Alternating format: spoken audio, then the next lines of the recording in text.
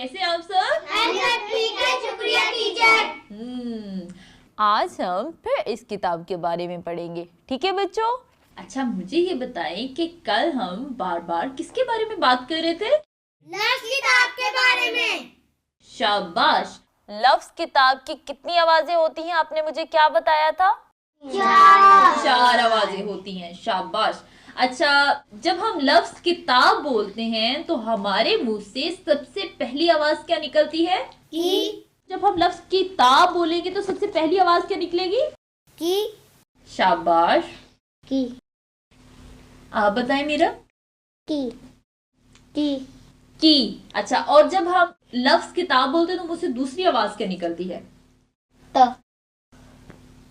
त। त। शाबाश। तीसरी आवाज क्या निकलती है? अ।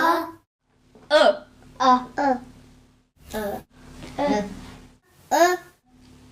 शाबाश। और चौथी आवाज क्या निकलती है? ब। ब। ब। ब।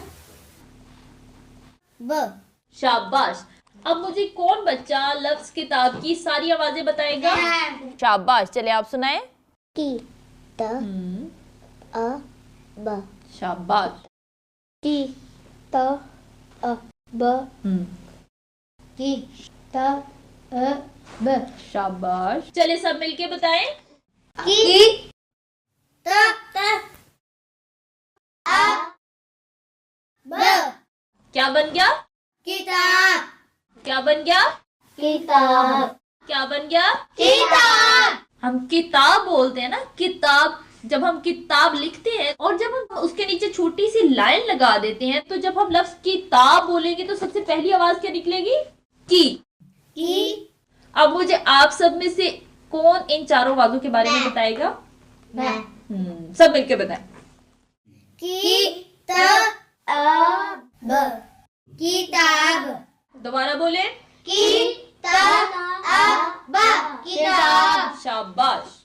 आज हमने लफ्ज किताब के बारे में पढ़ा कि किताब में पहली आवाज कौन सी होती है, दूसरी आवाज कौन सी होती है, तीसरी आवाज कौन सी होती है और चौथी आवाज कौन सी होती है।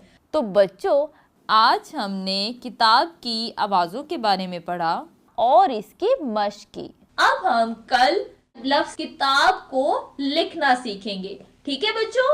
चलें, अब हम कल मिलेंगे इंशाल्लाह। अल्लाह हाफिज।